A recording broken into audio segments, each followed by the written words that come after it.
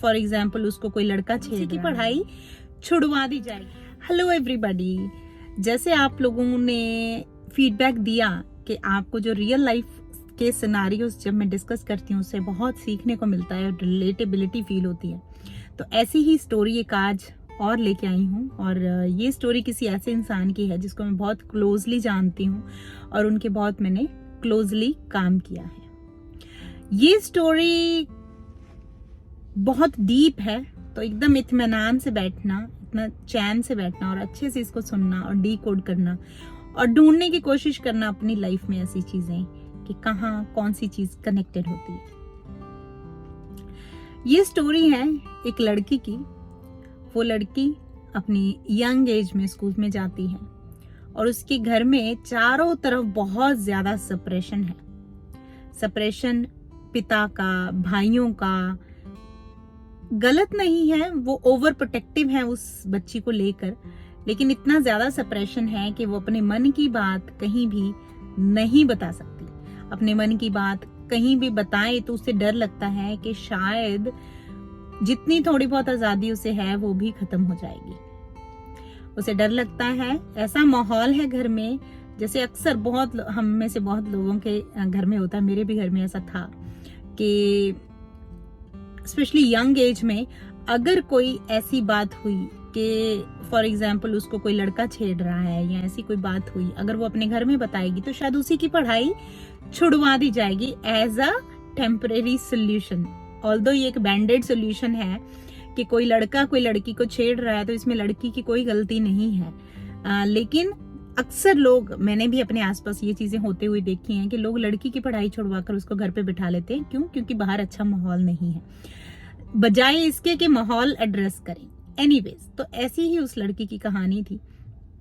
तो उसने अपने घर में आके, बाहर कोई भी प्रॉब्लम होती वो अपने घर में आके नहीं बताती थी और उसे डर लगा रहता था कि अगर बाहर में ऐसी कोई बात हुई, अगर मेरे घर में पहुंच गई तो मेरी पढ़ाई छुड़वा दी जाएगी। अब वो लड़की बड़ी होती है, वो 6th या 7th स्टैंडर्ड में आती है, तो वही 12-13 साल की उसकी उम्र होती है और स्कूल में कोई टीचर उसको गलत तरीके से टच करता है। अब वो उस समय पे पूरी डिटेल में चीजें नहीं समझ पाती है, लेकिन वो ऐसा सोचती है कि अगर उसने ये बात घर पे आके बताई तो उसकी पढ़ाई छुड़वा दी जाएगी। क्यों? क्योंकि उसका नाम भी उछलेगा, पूरी बात कहीं पता चलेगी। अगर घर वाले वहां पर स्कूल में आकर कुछ बोलने भी आ गए तो भी उसका नाम उछलेगा।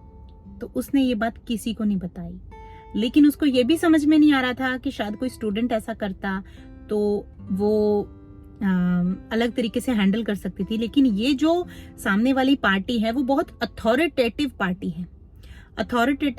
है, मतलब वो एक टीचर है, तो वो किसी भी तरीके से उस बच्ची को डरा सकते हैं, धमका सकते हैं, अपनी पोजीशन का जो है फायदा उठा सकते हैं। लॉन्ग स्टोरी शॉर्ट, कैसे ना कैसे करके वो उस रास्ते से बाहर आ गई, क्योंकि अचानक से उस टीचर की ट्रांसफर हो जाती है। वो बहुत विद इन अ वीक वो टीचर, शायद उस लड़की के अंदर जो स्पेस थी, इनर स्पेस थी, इतनी स्ट्रांग थी, उसने भगवान पर विश्वास किया, भगवान को प्रे की, भगवान से कनेक्ट की, बात की और वो जो मामला था वो हल हो गया। और वो अपना जो स्कूल टाइम था, फिर उसके बाद उसने अच्छे से अपना स्कूल टाइम व्यतीत किया। लेकिन इस चीज ने उस लड़की के अंदर बहुत बड़ा जख्म छोड़ दिया, बहुत बड़ा स्कार छोड़ दिया। हमें अक्सर लगता है कि अगर हमने किसी चीज को सॉल्व कर दिया तो अब ये हमारी लाइफ में से चली गई, लेकिन असल में ऐसा होता नहीं है। क्योंकि कुछ बातें होती हैं, अगर हमने उनको सप्रेस कर लिया तो वो हमारे साथ ही रहती हैं और बार बार चेहरे बदलकर, शब्द बदलकर हमारी लाइफ में आती ही रहती हैं। ऐसा ही हुआ उस लड़की के साथ। उसके बाद उसका सब कुछ अच्छा चला, लेकिन उसके बाद ऐसे इंसिडेंट्स 1 या 2 बार और हुए जिसने उस लड़की के अंदर ये बिलीव सिस्टम क्रिएट कर दिया, ये पैटर्न क्रिएट कर दिया कि अगर वो एक लड़की की बॉडी में है तभी उसके साथ ये सभी चीजें हो रही हैं। लड़की होना अभिशाप है, उसको लगा। हालांकि वो खुद की हर चीज से खुश थी, लेकिन डर जो उसके अंदर पैदा हो गया कि एक लड़की हमेशा अनसेफ है, वो कहीं भी जाए वो अनसेफ है। तो उस लड़की का हमेशा प्रोटेक्टिव मोड ऑन रहता था। इसकी वजह से उसकी लाइफ में किसी भी लड़के को एंट्री उसने होने नहीं दिया, क्योंकि उसको मेल्स के लिए ट्रस्ट इश्यूज हो गए। एनीवेज, उसकी लाइफ आगे चलती रही। उसके बाद उसकी शादी हो जाती है। शादी होने के बाद उसके घर में फर्स्ट चाइल्ड आता है, बेबी गर्ल। बहुत खुश थी, बहुत अच्छा टाइम अपनी बच्ची के साथ स्पेंड करती है, लेकिन उसका जो बिलीव सिस्टम है वो सप्रेस होकर अंदर बैठा हुआ था। हालांकि उसकी लाइफ में उसके बाद काफी अच्छे मेल्स आए, अच्छे एक्सपीरियंस हुए, इसीलिए उसकी लाइफ में वो इतना ज्यादा रिपीट नहीं हुआ।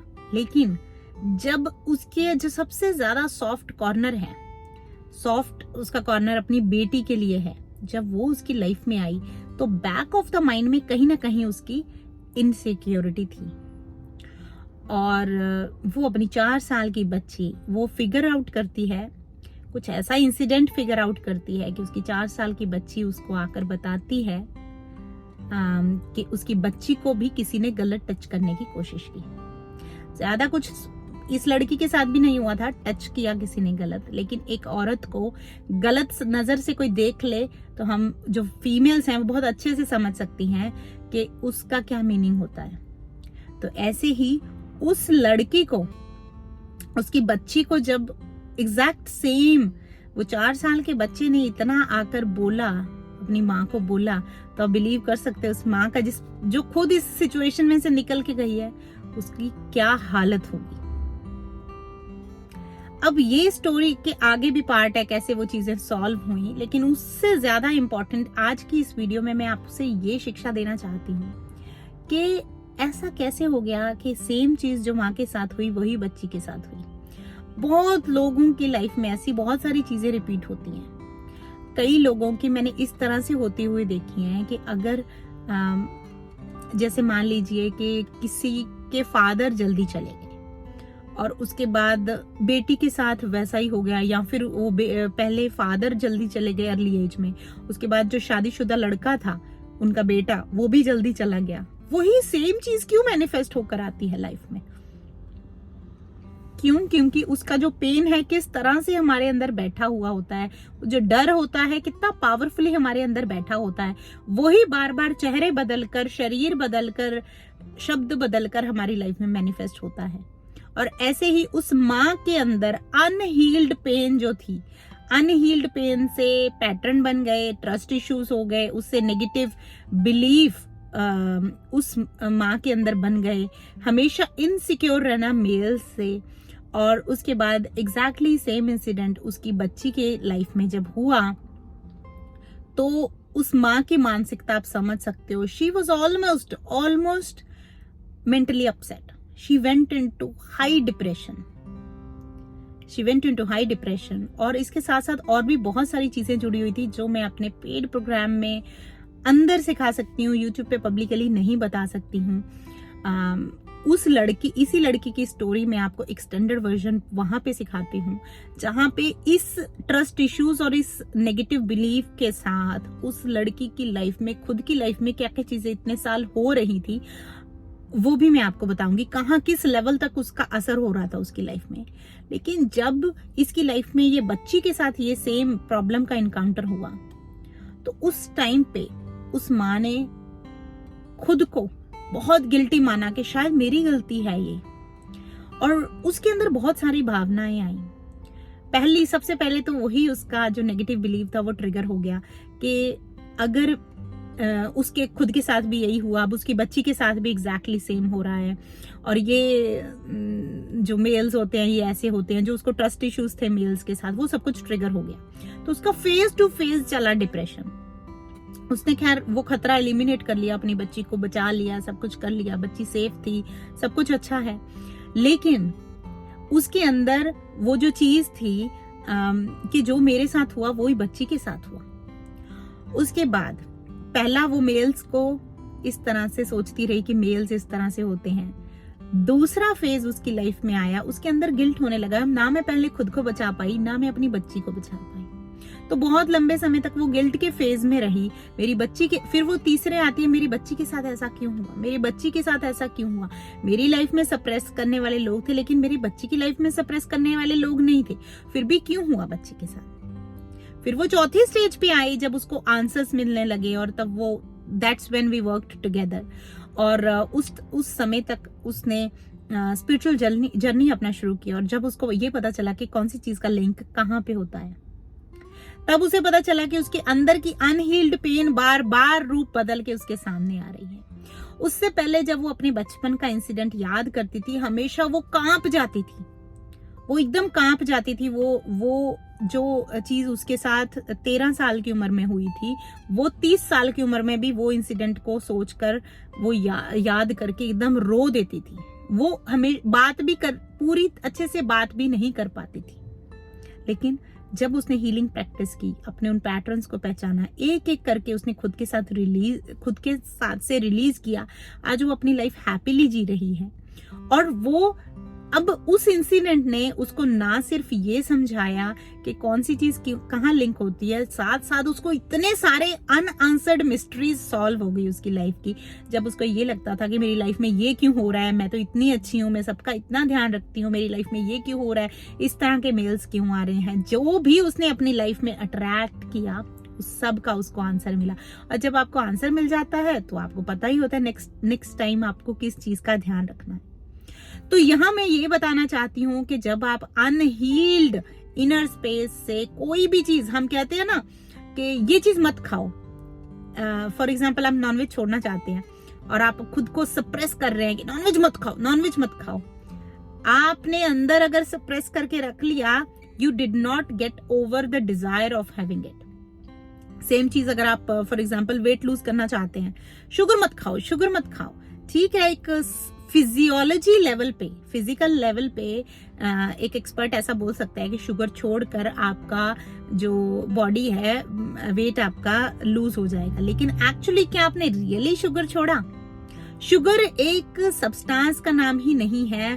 शुगर किस तरह के, जब आप शुगर की क्रेविंग कर रहे हैं, किस तरह के हार्मोन्स आपकी बॉडी में रिलीज होते हैं, शुगर को खाने के बाद किस तरह की प्रोसेसेस आपकी बॉडी में चलती हैं। आपका सबकॉन्शियस इतना स्ट्रांग है कि उसने मुंह से खाया भी नहीं, फिर भी आपकी बॉडी उसी तरह की चीजें प्रोड्यूस करने लगती है जो शुगर खा के प्रोड्यूस करती है। मैंने इसका कोई, हो सकता है इसका कोई साइंटिफिक एविडेंस हो, लेकिन मैंने इसका कोई साइंटिफिक एविडेंस तो नहीं देखा, लेकिन मैं अपने एक्सपीरियंस के बेसिस पे कह रही हूँ।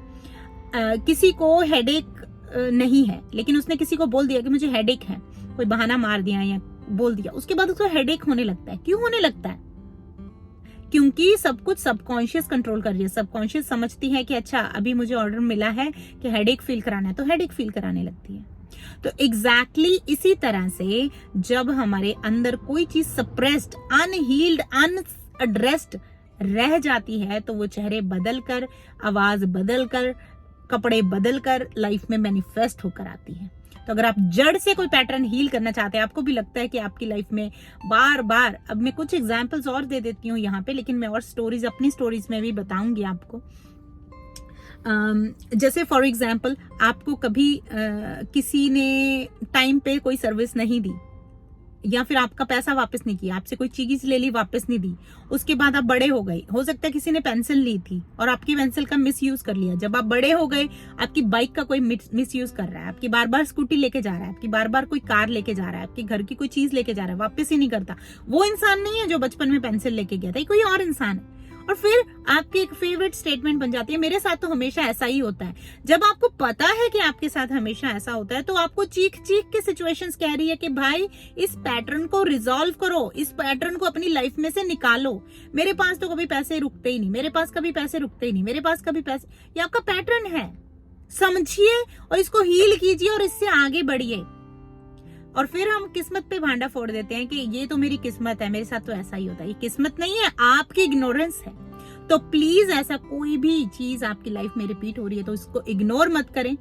मेरे प्रोग्राम्स में बैठकर मैं पूरा स्टेप बाय स्टेप सबसे पहले पहचान करवाती हूँ कि कौन सी चीज है जो आपको प्रॉब्लम कर रही है, और उसके बाद हील कैसे करना है वो आपको सिखाती हूँ। ये तो सिर्फ एक चीज मैंने बताई, ऐसी बहुत सारी चीजें हम अपने प्रोग्राम्स में करते हैं।